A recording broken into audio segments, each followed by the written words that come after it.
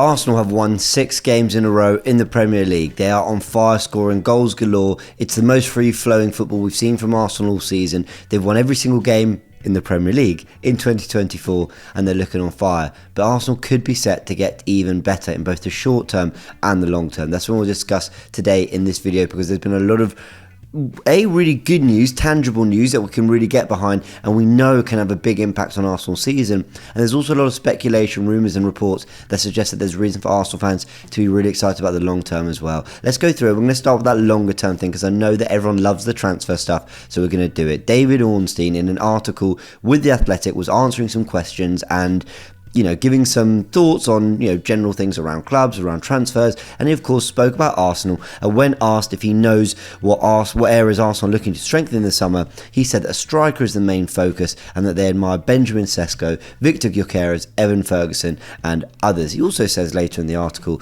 that Pedro Neto remains of interest, but he doesn't expect Arsenal to pay £80 million for him. But it's that striker thing we want to talk about, because I did a video on this just a couple of weeks ago, this very video here, where I said that this should be Arsenal's next striker, and I was talking about a plethora of options, some of them that we're going to discuss in this video today. Well, the three mentioned, Gyökeres, Sesko and Ferguson, I did mention in this video, but I really thought that the two who were front runners were Victor Osimhen, if we could pull it off, but really Ivan Toney, because with the Stephen Bartlett video and the interview and what Ivan Toney had said, and just some of the rumours we were hearing, it felt like Ivan Toney was set to make a move to Arsenal this summer and was perhaps a target that Arsenal were even looking to bring forward in the January transfer window. But neither happened, and it looks like it's actually not going to happen this summer either. So who are the three that we're left with then, or that are the three mentioned by David Ornstein? It's Sesko, Gyökeres and Evan Ferguson. Let's go through the player profiles like we did in that last video, but with a little bit of a refresh,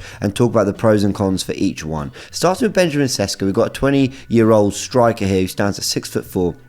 He's right-footed, plays for Leipzig. He's got 11 goals in 30 games. He's started 39% of league games this season, with a contract running to 2028 and a release clause of around £50 million. Here are the pros and cons for me. The pros, let's start with the good stuff. I see a £50 million release clause, which I think feels sensible. I don't think that blows our whole budget out of the water entirely. He's been playing for Leipzig, so he's got Champions League experience. They're currently trying to negotiate a way through past Real Madrid. I don't expect they will, but again, good European experience. And he's a player that's been hardly thought of for a good few years now. Benjamin Sesko is no stranger to anyone, despite being only 20 years old. I think the cons for me are 11 goals in 30 games, not a particularly prolific goal scoring season he's just had, and only starting 39% of league games. Again, yes, he's playing for Leipzig, but how much has he really been a regular? And we're looking to a striker to be the big difference for Arsenal. And is Sesko ready? It feels like he might be a bit raw. Then we go to Victor Gyökeres, very different, because at 25 years old, 5 years older, he's playing for Sporting in a very good league, of course, for a very good club, but he's also doing it having been at Coventry. That's something to remember as well, that he has had experience in the Championship. I think he used to be in Brighton's academy, funnily enough. I might be wrong about that though, let me know in the comments. But stands at 6'2", right-footed, but his goal-scoring record is phenomenal. 31 goals in 34 games in all competitions, with 95% of league games started as well. Also a contract running to 2028 and rumours of an £85 million release clause too. The pros there: phenomenal goal scoring rate. I mean, absolutely prolific. If you look at the rate of goals, it looks really, really encouraging. He looks like a total gunman. He really looks made to score goals. Really good age at 25. He's got 6 to 10 years at the top still, and you're getting a player potentially in his prime who is coming off his best goal scoring season. The cons though are you're looking at £85 million release clause, with a lot of money for someone who was playing in the Championship about a year ago and is only just playing his first season. Is it a year ago? Maybe it was 2 years ago. I'm pretty sure he's only just joined Sporting. But again, you don't have years and years of tangible evidence to suggest that Gyökeres is definitely the next guy, but my word, does it look encouraging.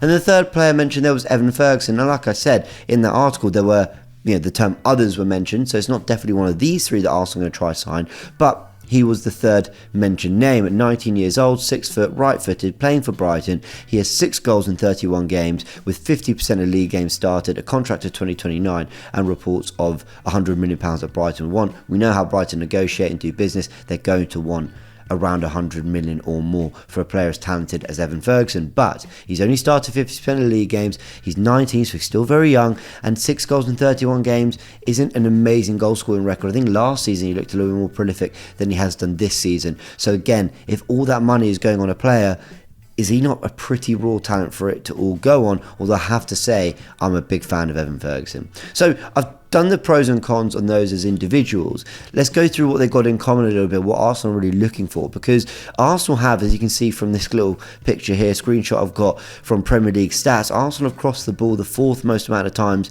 in the league this season. Why is that important? Well, when you look at all 3 of those players, they're a very different profile to what Arsenal have in the squad. Some might say Kai Havertz, who, yeah, has been surprisingly good in the air, stands at 6'3", 6'4". I hear it, he's played up front recently, but we're talking about a really powerful, hold-up, complete forward who's also a really good goal scorer. And I think you've got that strength and presence in those profiles I mentioned there. But in terms of a goal threat, I mean, look at this. Only Bukayo Saka sits in the top 6 for Arsenal players. Well, he's the only Arsenal representative in the top 6 Premier League goal scorers this season, and Trossard is the next in the whole Premier League list of players in terms of an Arsenal representative, and he sits around the 23rd to 30th mark. You know, Arsenal don't have a really regular goal scorer, and on that list, I only really see Gyökeres as one of them. So that is the latest news, that those are the 3 that have been named, but there could be others. Of the 3, Gyökeres is my favourite, and long term, I think Arsenal would be better off for signing a striker and a player of this profile, but I need some convincing on all of them. I was pretty convinced by Ivan Toney. I have to move away from that now because it doesn't look like that's going to be one that happens. But Gyökeres is one I like of the 3. But to be honest, I'd be happy with all 3 of them because I think they're really, really good options and all have a really, really good future in the game. So I said that there's, you know, an opportunity for Arsenal to improve in both the long term but the short term as well. Let's tackle the short term very quickly because Arsenal are expected to have a fully fit squad in March. Now, I did a video asking whether Arsenal are in an injury crisis going into the Burnley game, and I said no. I just don't think you can have as many key players available as we've had and ultimately, you know, still have as big a squad and manage it as well as we have and call it an injury crisis. But this was the list of players just a few weeks ago, from Timber to Zinchenko, Tomiyasu, Partey, Jorginho, Smith Rowe, Vieira and Jesus. Well, Jesus has made the matchday squad recently, as has Vieira, Smith Rowe and Jorginho playing. Partey is back in full training, and Jurriën Timber was announced by Arsenal to be back in full training or near enough full training as well. So we're expected to have him back, which I think is really, really exciting. I mean, all these players here, for me, add so much to this Arsenal team immediately. I mean, I think every single one can play a big part, and I've said you can make an argument for them being in Arsenal's best 11, and that was a question that did the rounds. Tic-a-Taca Connor asked, if everyone is fit, what is the strongest starting 11 for Arsenal in your opinion? And then this question as well from Click Dollar Academy in the comment section of my last video says he still wants a breakdown on where Partey would play when everyone is fully fit. So here is my best 11, and I think proof that these 3 players can make a big impact for Arsenal in the rest of the season.